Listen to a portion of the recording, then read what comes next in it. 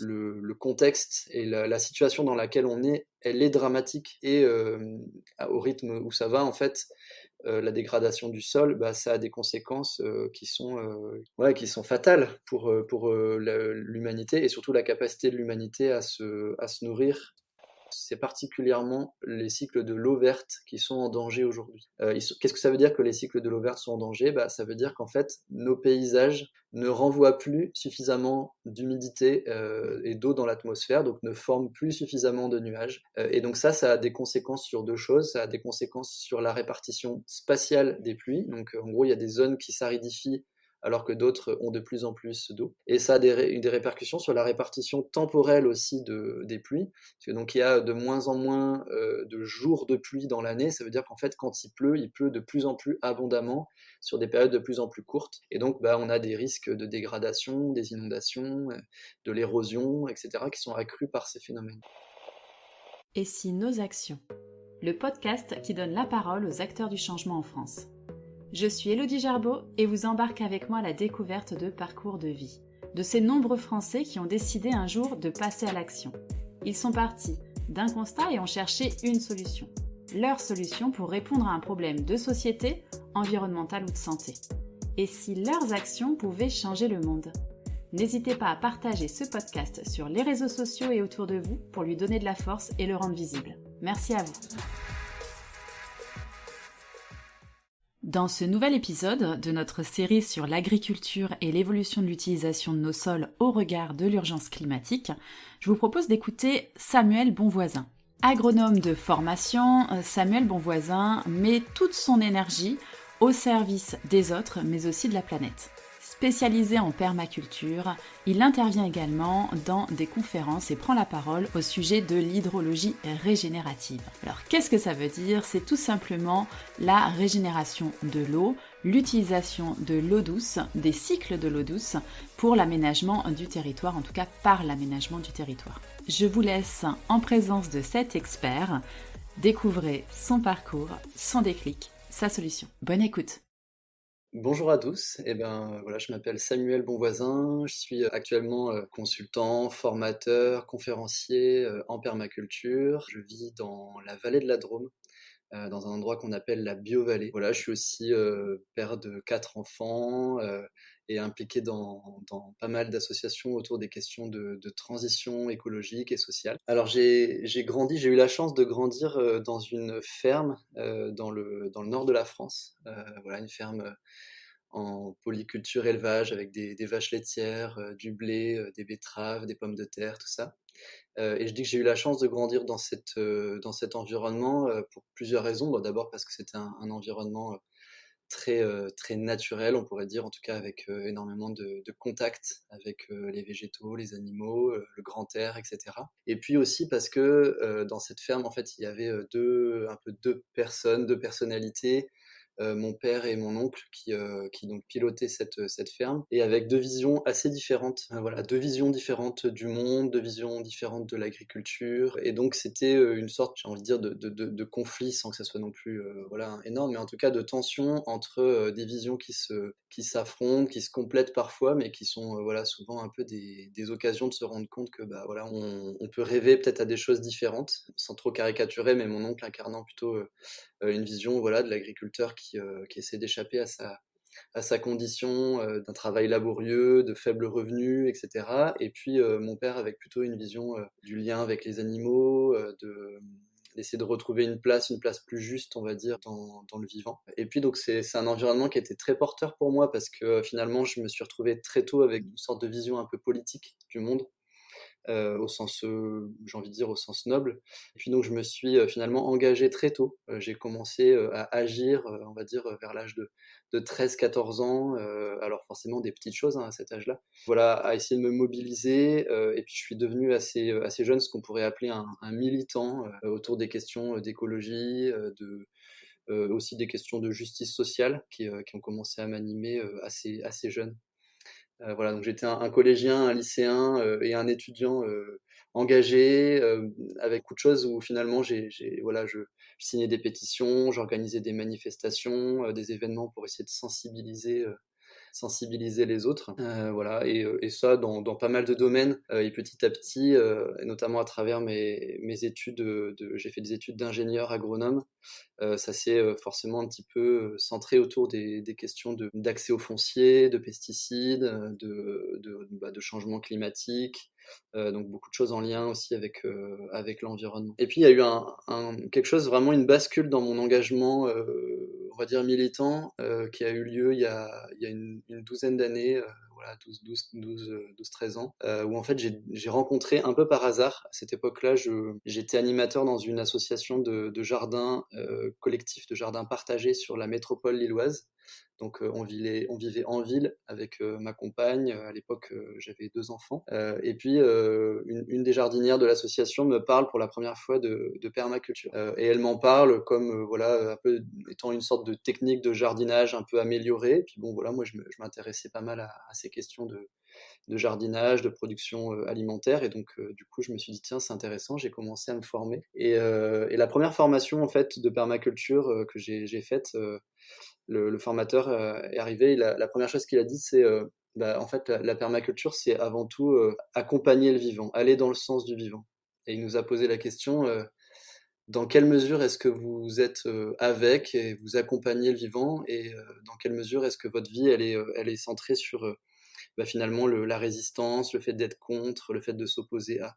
Et cette question et cette découverte de la permaculture, ça a été vraiment un énorme tournant pour moi dans ma façon de me percevoir, dans aussi l'exemple que j'avais envie de donner, et voilà, le modèle que j'avais envie de représenter pour mes enfants. Et en fait, en quelques années, en 4 ans, j'ai complètement changé à la fois ma vision du monde, mais surtout ma manière d'être engagé, ma manière d'agir en fait, pour bah, petit à petit abandonner complètement la casquette ou le, voilà, la cape du super-héros militant, et essayer de me poser la question finalement, qu'est-ce que je peux faire chaque jour qui aille dans le sens de construire le monde auquel j'aspire. Voilà, donc je dis que ça a pris 4 ans parce qu'en fait, bah, mine de rien, toute ma vie, enfin beaucoup de choses de ma vie étaient centrées sur, bah, sur le lutter contre, le s'opposer à, et ça n'a pas été une mince affaire. Ça a,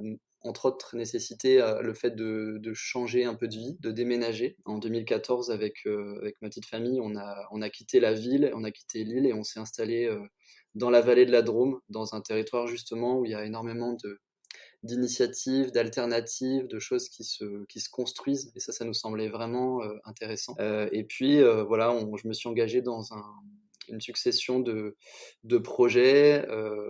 D'abord la création d'un écolieu, donc d'un lieu un peu, moi je le vis comme une sorte de lieu d'expérimentation. C'est une ancienne ferme avec 11 hectares de terrain, une vieille bâtisse, qui est aujourd'hui mon jardin, dans le sens, c'est enfin, voilà, un terrain sur lequel j'expérimente énormément de choses autour de la gestion de l'eau, autour de l'agroforesterie, autour des questions de plantes aromatiques médicinales, autour de l'autonomie alimentaire, et de l'avenir de notre alimentation aussi, dans le contexte voilà, de changement climatique, où il y a beaucoup de choses qui sont à interroger sur notre manière de consommer. Et puis bah, ça s'est élargi un peu aussi aux questions de mobilité, aux questions d'énergie. Enfin, voilà. Donc voilà, d'abord la création de ce lieu, donc, qui est toujours en construction, 7 ans plus tard, 8 ans plus tard. C'est toujours un lieu qui est en train de s'inventer, de s'imaginer, de se construire. Et puis professionnellement aussi, j'ai changé d'orientation. En 2016, j'ai cofondé un bureau d'études en permaculture. J'ai commencé aussi à faire des formations, donc à essayer de transmettre un peu autour de ces questions-là. Et voilà, j'essaie de donner une tonalité vraiment positive, on va dire, et constructive à l'ensemble de mon action, et aussi à mon discours et à ma manière aussi d'engager des gens, et de partager finalement sur bah, le monde auquel on aspire, et essayer de le rêver pas seul, mais de le rêver ensemble, et pas seulement de le rêver, mais de lui donner corps. Je pense que le monde auquel j'aspire finalement, c'est surtout, ça tourne beaucoup autour de la question de la place que peut avoir l'être humain sur la planète, et du soin qui peut prodiguer, on va dire, à cette planète qui est son habitat. Et aussi, aux relations entre l'être humain et les autres espèces, c'est-à-dire pour moi, c'est pas seulement déjà souhaitable que l'homme prenne soin de sa maison et puis habite la Terre au sens de fasse de la Terre son habitat, et que la Terre soit pas simplement une sorte de mine de ressources qu'on pillerait au dernier animal, au dernier poisson, au dernier fruit et à la dernière goutte de pétrole. Mais aussi que cet espace, l'être humain accepte de le partager, accepte que ce soit un espace qu'on partage avec les insectes, avec les arbres, etc. Donc je pense que pour moi, il y a fondamentalement un peu ces deux notions-là, la question de notre lien à la planète et à la planète entre guillemets ressource, un habitat ressource.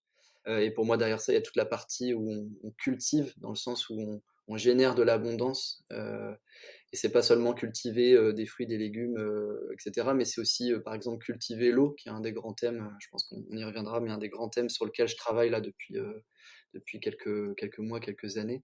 Et puis après, il y a toute la partie vraiment recréer un lien avec les autres habitants et essayer de comprendre. Pour moi, quand on parle de biodiversité, en fait, donc de diversité du vivant, c'est pas simplement parce que j'aime des paysages où il y a cette diversité ou parce que je sais que les abeilles, elles permettent de polliniser nos légumes, nos fruitiers, etc. Et que du coup, ça va me donner à manger. C'est qu'en fait, j'aspire à ce qu'en fait, on ait conscience du fait qu'on est une communauté vivante qui est au-delà de l'humanité.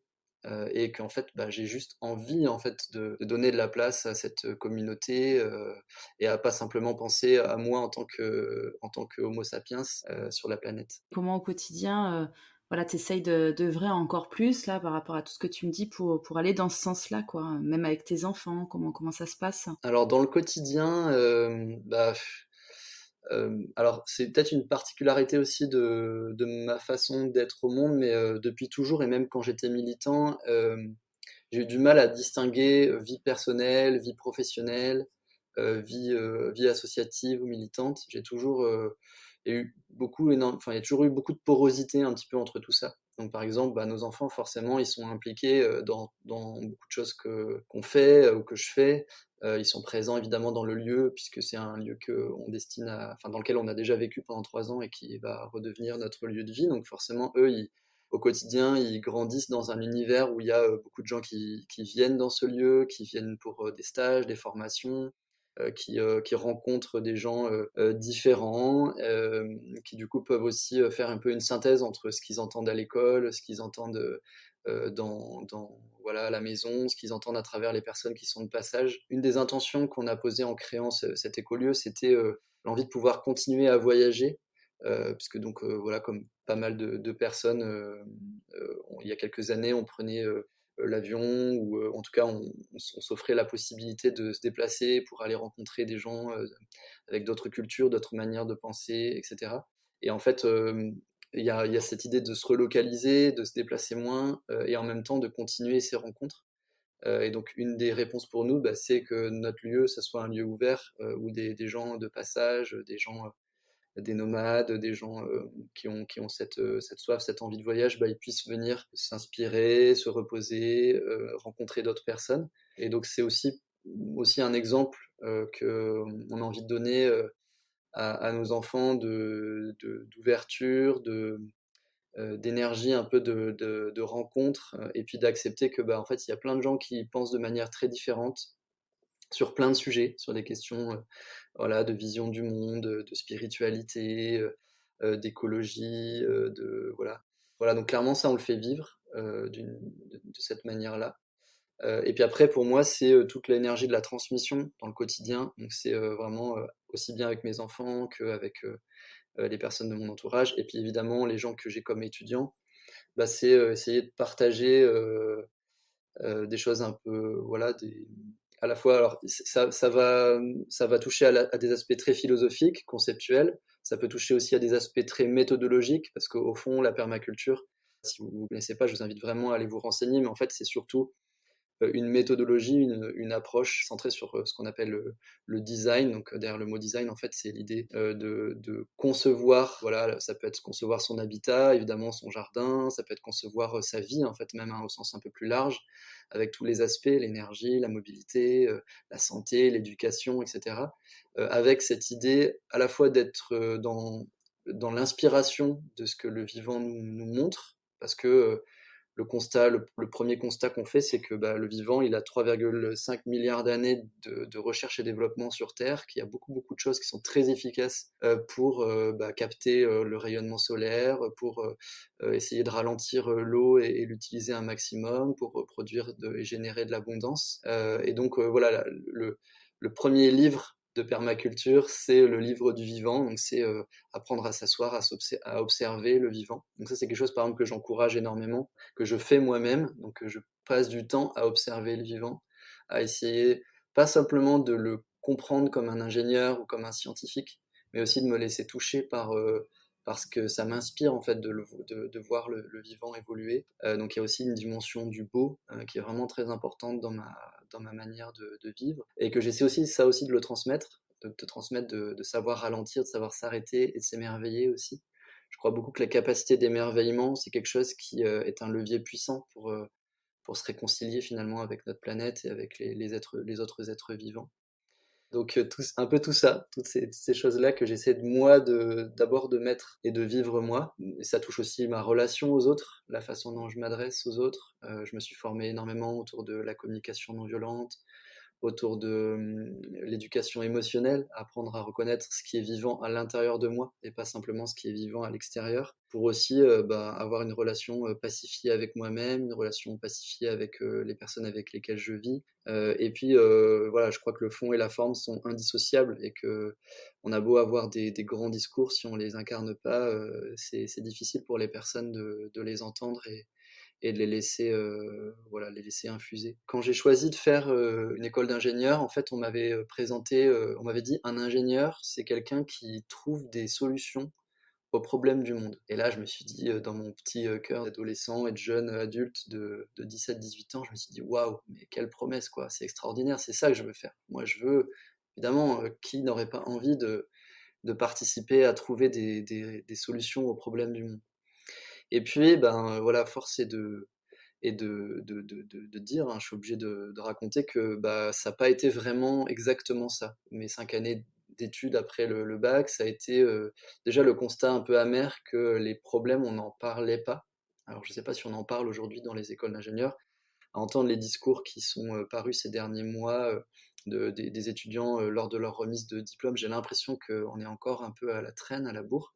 En tout cas, moi, on ne parlait pas des vrais problèmes. J'avais l'impression que c'était assez éclipsé. Et notamment, il y a un article qui a été publié à cette époque-là sur un site internet voilà, que je lisais régulièrement, qui s'appelle donc Au secours, la Terre disparaît, et qui fait état, même si il est ancien, je trouve vraiment d'une actualité assez brûlante. Il fait état de la dégradation rapide et massive des sols, puisqu'en fait, ce qu'il faut savoir, c'est que les sols, le sol, c'est pas quelque chose qui existe et qui est là pour toujours, en fait.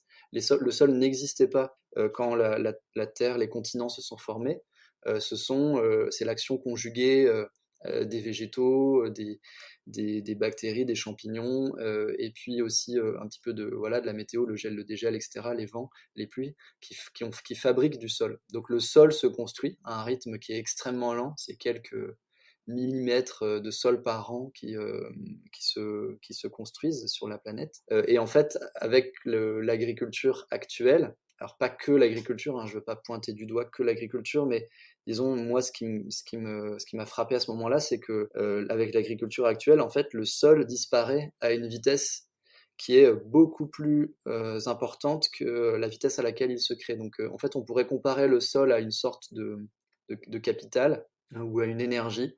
Et en fait, la fuite d'énergie, la disparition de ces sols est beaucoup plus rapide que le rythme de création. Donc c'est une énergie qui est éminemment non renouvelable, en tout cas pas à l'échelle des temps humains, puisqu'il a fallu des centaines de millions d'années pour constituer nos sols. Et donc la question c'est, voilà, Est-ce qu'on est capable en fait d'avoir des modes de production, de continuer à pouvoir s'alimenter en étant conscient de l'impact que ça a et surtout en transformant ça de manière à essayer à minima, de ne plus hypothéquer ce capital et le dégrader, parce qu'une fois que le sol a disparu, en fait, voilà, c'est irrémédiable. On peut recréer du sol localement avec beaucoup d'énergie, mais ce capital naturel, pour lui, il est perdu à jamais. Et donc ça a vraiment été pour moi un énorme déclencheur. Finalement, le contexte et la situation dans laquelle on est, elle est dramatique et au rythme où ça va, en fait, la dégradation du sol, bah, ça a des conséquences qui sont fatales pour l'humanité et surtout la capacité de l'humanité à se nourrir à court et moyen terme. Et d'ailleurs aujourd'hui, avec 12 ans de recul, je me rends compte à quel point les questions environnementales sont très très très focalisées sur la question du climat. Et notamment des émissions de CO2. Et il y a un lien évidemment entre la disparition du sol et le stockage du CO2. Mais néanmoins, des sujets comme l'eau ou le sol, etc., sont très souvent éclipsés dans les médias. Donc moi, une partie de mon travail aujourd'hui, c'est de faire connaître ces sujets-là, d'essayer de faire en sorte que ces sujets ils continuent d'être traités, que en fait dans la tête de mes concitoyens, des personnes, des êtres humains qui vivent aujourd'hui, la thématique du sol, la thématique de l'eau, la thématique des arbres, en fait, elle soit présente aussi bien que les sujets voilà, d'aller vers des modes décarbonés et d'éviter ou la fin du pétrole, quoi. Voilà. Donc ça a été vraiment un moment assez fort dans mon histoire, un point de départ. Je dirais que je me suis appuyé là-dessus pour nourrir mon envie d'être actif, d'être présent, de repenser aussi ma vie. Donc c'est ça qui a été aussi un peu le déclencheur de choix de vie assez forts et de choix familiaux. Et puis mis en regard, mis en miroir un peu de ma découverte aussi de l'éthique et des principes de la permaculture, bah, du coup c'est ça aussi qui m'a permis de travailler sur ma posture et aujourd'hui bah, d'être impliqué donc professionnellement aujourd'hui j'accompagne des agriculteurs, des collectivités territoriales qui veulent aller vers des systèmes qu'on appelle régénératifs, c'est-à-dire qui recréent du sol, qui régénèrent les cycles de l'eau, les cycles du carbone, etc. Et en fait, donc ça va à travers toute ma vie professionnelle, la partie accompagnement, la partie formation, les conférences, etc., etc. Et du coup, par rapport à l'eau, qu'est-ce que tu pourrais nous en dire, où on en est actuellement et voilà, par rapport à toutes tes connaissances que tu pourrais partager avec les auditeurs et voir comment on peut agir aussi? Je vous invite vraiment sur la thématique de l'eau à découvrir. Alors il y a 2 documents. Il y a une vidéo qui s'appelle Les 7 cycles de l'eau, qui en plus est faite par un de mes mentors qui s'appelle Hervé Covès, qui je trouvais un conteur assez magnifique. Donc c'est une vidéo qu'on trouve sur la chaîne YouTube des Alvéoles. Les Alvéoles, c'est la structure où je travaille aujourd'hui. Et puis, il y a un autre document qui est un PDF qui est en libre téléchargement, qui s'appelle Comprendre les cycles hydrologiques et cultiver l'eau, qui a été écrit par quelqu'un qui s'appelle Jean-Luc Galabert, qui est une synthèse un peu de nos connaissances, enfin des connaissances récentes sur l'eau. Alors qu'est-ce qu'on peut dire sur l'eau? Pour moi, il y a 3 messages qui sont essentiels. Le premier, c'est que en fait, l'eau, quand on pense à ce qu'on a appris en général en CE1, CE2, on apprend le cycle de l'eau. Et en fait, ce qu'on a appris quand on était enfant, c'est que l'eau, elle arrive de l'océan, elle s'évapore et ensuite elle vient précipiter sur les continents. En réalité, cette eau-là qu'on appelle l'eau bleue, l'eau qui vient de l'océan, c'est un tiers des précipitations. Donc ça veut dire que les 2 tiers de l'eau qui pleut, eh ben, c'est ce qu'on appelle de l'eau verte. C'est de l'eau qui s'est évaporée sur les continents et qui vient reprécipiter un peu plus loin sur ces mêmes continents. Et en fait, il y a eu donc au mois d'avril de cette année une annonce qui a été faite, voilà, qui est reprise notamment par le GIEC, qui est qu'on a dépassé la 6e limite planétaire, qui est la limite des cycles de l'eau douce. Et ce qui est pointé par les experts, c'est que c'est particulièrement les cycles de l'eau verte qui sont en danger aujourd'hui. Qu'est-ce que ça veut dire que les cycles de l'eau verte sont en danger? Bah, ça veut dire qu'en fait, nos paysages ne renvoient plus suffisamment d'humidité et d'eau dans l'atmosphère, donc ne forment plus suffisamment de nuages. Et donc ça a des conséquences sur deux choses. Ça a des conséquences sur la répartition spatiale des pluies. Donc en gros, il y a des zones qui s'aridifient alors que d'autres ont de plus en plus d'eau. Et ça a des répercussions sur la répartition temporelle aussi des pluies, parce que donc il y a de moins en moins de jours de pluie dans l'année. Ça veut dire qu'en fait, quand il pleut de plus en plus abondamment sur des périodes de plus en plus courtes. Et donc, on a des risques de dégradation, des inondations, de l'érosion, etc., qui sont accrus par ces phénomènes. Or, ça, c'est la deuxième chose pour moi qui est essentielle à comprendre aujourd'hui sur les cycles de l'eau, c'est que les paysages ont un impact. La façon dont nos paysages sont aménagés et sont organisés ont un impact sur les cycles de l'eau verte. Donc, autrement dit, quand on a des paysages qui sont, par exemple, une plaine, paysage de plaine avec pas d'arbres, et ben en fait ça génère très peu de nuages, ça ne crée pas de nuages. L'archétype du paysage qui crée des nuages, c'est le modèle qu'on appelle de la boîte à œufs. Donc vous imaginez une boîte à œufs, il y a des zones un peu plus hautes et des zones un peu en creux, un peu plus basses. Dans les zones un peu plus hautes, en fait, donc c'est en général là où il y a plus de végétation, ça peut être des bois, des haies, etc. La température va être légèrement plus basse, et dans les zones un peu en creux, ça peut être un champ, une prairie, etc., la température va être légèrement plus chaude. Et donc l'air chaud étant plus léger que l'air froid, il va y avoir des mouvements d'air froid qui vont venir des endroits un peu plus hauts, qui vont venir se glisser sous les endroits en creux, et puis donc il va y avoir ce qu'on appelle des bulles de convection, des vents ascendants qui vont faire monter l'humidité du sol vers l'atmosphère. Et puis cette humidité, elle va rencontrer des températures de plus en plus froides à mesure qu'elle monte. Et puis à un moment donné, elle va micro-condenser, elle va créer de la micro-condensation et former des nuages. Et c'est comme ça que du coup, on génère de la pluie. Donc nos paysages, et c'est ça le deuxième message, nos paysages peuvent créer de la pluie. On peut cultiver l'eau dans un certain sens, exactement comme on cultive de la nourriture. On peut cultiver l'eau en aménageant nos paysages d'une manière qui soit cohérente avec le fonctionnement finalement du climat et du cycle de l'eau. Et puis le troisième message pour moi qui est assez essentiel, c'est qu'une fois que l'eau est arrivée et qu'il pleut quelque part, et ben, si on veut continuer à alimenter un nouveau cycle et permettre à cette eau de se réévaporer et de recontinuer à précipiter, etc., puisqu'en fait, quand les cycles de l'eau verte sont bien fonctionnels, une même molécule d'eau peut passer jusqu'à 5 ou 6 fois dans le cycle de l'eau verte. C'est-à-dire qu'elle peut repasser par le stade d'évaporation, repasser dans un nuage et reprécipiter jusqu'à 5 ou 6 fois. Et quand les cycles sont dégradés, et ben, en fait, cette eau, une fois qu'elle est tombée, elle va retourner à l'océan, à la mer, et voilà, elle va quitter le cycle de l'eau verte. Et donc le troisième message, c'est il faut retenir l'eau. Il faut absolument éviter que l'eau reparte à l'océan. Plus on rallonge le temps de retour de l'eau à l'océan, et plus du coup cette eau qui est stockée dans nos paysages, elle va avoir des chances de pouvoir se réévaporer et repartir dans les cycles de l'eau verte.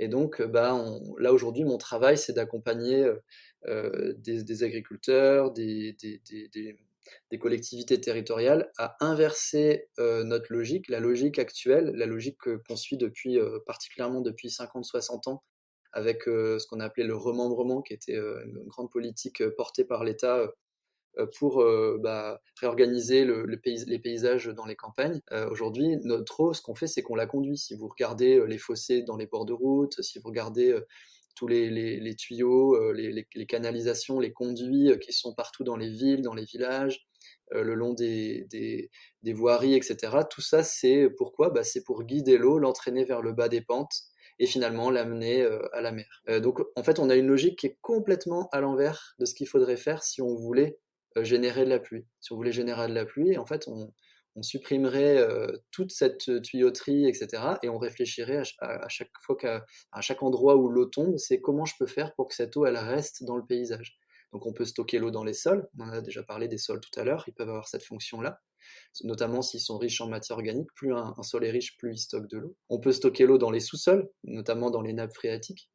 Et cette eau, elle peut être remise en circulation dans les cycles de l'eau verte grâce aux arbres, puisque des arbres sont capables d'aller pomper dans les nappes et de renvoyer l'eau dans l'atmosphère pour générer. C'est comme ça que les forêts fonctionnent, c'est pour ça qu'on dit que les forêts créent la pluie. On peut stocker l'eau aussi directement dans l'atmosphère, puisque en fait, si on a des paysages qui sont couverts en permanence de végétation, plus les terrains, le paysage est couvert de végétation, plus cette végétation, elle joue le rôle de créer de l'évaporation, ce qu'on appelle de l'évapotranspiration, et du coup remettre de l'eau dans l'atmosphère. Donc bref, on a plein de leviers à plein d'endroits. Ça fait partie d'un champ scientifique qu'on est en train de faire émerger avec quelques collègues à travers une petite association qui s'appelle Pour une hydrologie régénérative. Et voilà, donc on a mis le mot hydrologie régénérative pour dire c'est la gestion de l'eau, donc l'hydrologie, mais appliquée à la régénération des cycles de l'eau douce. Donc, comment est-ce qu'on peut repenser la gestion de l'eau pour régénérer les cycles de l'eau douce? Voilà pour ce qui est de cette thématique de l'eau et de comment aujourd'hui je suis engagé et impliqué pour essayer à la fois de faire connaître ces sujets, de démocratiser ces connaissances, de les vulgariser au maximum, de faire en sorte que tout le monde... Mais là, vous avez vu, rien qu'avec ma petite présentation, qu'en quelques minutes, en 5-10 minutes, on peut présenter de manière tout à fait compréhensible pour la plupart des personnes autour de nous les enjeux et puis ce qu'on peut faire. Et puis après, la deuxième partie de mon travail, c'est d'accompagner concrètement tout le monde, des agriculteurs, des collectivités, mais aussi des particuliers. Vous pouvez tout à fait sur votre terrain, dans votre jardin, faire des petits aménagements, comme par exemple une baissière. Une baissière, c'est quoi? C'est un petit fossé qui permet du coup de collecter l'eau quand il y a des grosses pluies, d'éviter que de l'eau soit perdue et parte dans les systèmes de collecte des eaux pluviales, et du coup de l'infiltrer tout simplement, d'infiltrer l'eau dans le sol et dans le sous-sol là où vous êtes. Voilà quelques petits exemples. Super, merci, c'est hyper concret. Je pense que ça va aider beaucoup de personnes, que ce soit les collectivités déjà, mais aussi les particuliers. Est-ce que tu as des choses que tu veux ajouter avant que je te pose la dernière question? Alors aujourd'hui, je suis engagé dans plusieurs, alors c'est des associations principalement, mais aussi des entreprises qui œuvrent toutes autour des questions de transition écologique. Donc j'ai parlé déjà de cet écolieu, voilà, qui est à l'intérieur duquel il y a une association, voilà, qui porte le nom de l'écolieu d'ailleurs, qui s'appelle l'Oasis de Serendip, qui elle du coup est centrée sur à la fois le projet d'aménagement, d'agroforesterie, mais aussi de l'accueil sur le lieu et de la formation. J'ai aussi un engagement auprès d'une association qui cette fois-ci est plutôt à l'échelle du territoire, qui est l'association qui s'appelle BioVallée, qui porte le projet de transition écologique de l'ensemble de la vallée de la Drôme. Donc c'est 3 communautés de communes voilà, qui forment un territoire qui va de la source de la Drôme jusqu'à la confluence avec le Rhône. Et c'est vraiment un projet que je trouve intéressant parce que c'est une échelle pour moi qui est vraiment pertinente, l'échelle d'un bassin versant ou en tout cas une échelle un peu plus grande, parce que dès qu'on commence à coordonner nos actions, on peut vraiment avoir un impact. Et aujourd'hui, je pense que de mon point de vue, on a dépassé le temps des petits gestes individuels. Ça ne veut pas dire qu'il ne faut pas faire des petits gestes individuels, je ne suis pas en train de dire ça, mais pour moi, il faut absolument que ça s'accompagne aussi de politiques territoriales à tous les échelons, donc à l'échelon communal, à l'échelon intercommunal, éventuellement de territoires comme la Biovallée, et puis aussi à des échelles comme la région, l'État, et puis même au niveau encore plus grand, de politiques qui soient réellement un peu offensives sur beaucoup de questions, notamment donc avec Biovallée, nous on travaille sur la transition évidemment vers l'agriculture biologique, mais aussi les questions de rénovation énergétique, de mobilité, d'éducation, de gestion de l'eau et notamment de recyclage des eaux usées et de réutilisation pour les agriculteurs. Voilà, donc pour moi, il y a un vrai enjeu et une vraie pertinence, d'autant que je trouve aussi intéressant avec cette association BioVallée qu'il y a toute une gouvernance aussi partagée de l'association, puisque c'est une association qui fonctionne de manière assez originale. Les élus du territoire ont un quart des voix, les entreprises engagées dans la transition écologique, un quart des voix, les associations engagées dans la transition écologique aussi un quart des voix, et les citoyens à titre personnel qui veulent participer aussi à cette dynamique ont aussi un quart des voix. Donc il y a aussi toute une dimension de comment on se réapproprie, pour moi je rapproche ça de la thématique des communs, c'est-à-dire que pour moi cette vallée, cette rivière, ce territoire c'est un commun, et comment est-ce qu'on arrive à le faire vivre réellement comme un commun, où chacun peut apporter sa pierre à l'édifice et co-concevoir, imaginer ensemble l'avenir de ce territoire et aussi s'impliquer dans les décisions et assumer aussi voilà, des choix, parce que c'est pas forcément facile.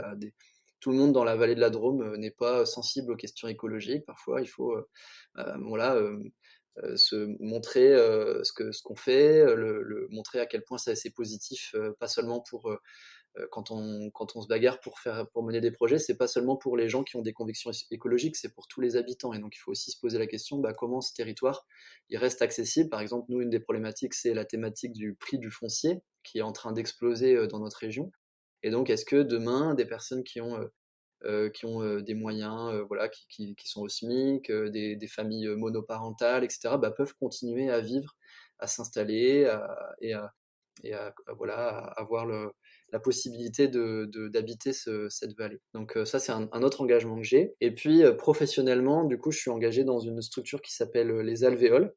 Et donc là, on a plusieurs activités aussi. Il y a une petite pépinière d'arbres qui du coup est centrée sur les arbres pour des systèmes agroforestiers, donc des gens qui veulent créer un jardin forêt, une haie fruitière, voilà, donc on est vraiment dans ce créneau-là de l'agroforesterie. Un bureau d'études, où du coup là on fait tout ce travail d'accompagnement dont j'ai déjà parlé. L'organisme de formation qui s'adresse vraiment à tout le monde, hein. Moi aujourd'hui dans mon activité de formateur, j'ai des personnes, ma plus jeune étudiante elle a 13 ans, et ma plus âgée elle a 91 ans. Donc c'est vraiment tout le monde qui est concerné par la permaculture, la transition écologique. L'idée c'est vraiment un travail d'accompagnement des transitions personnelles et aussi professionnelles des personnes, de sentir à quel point c'est des sujets qui de toute façon aujourd'hui nous préoccupent. Beaucoup de personnes souffrent d'éco-anxiété ou peu importe le nom qu'on lui donne, mais en tout cas se sentent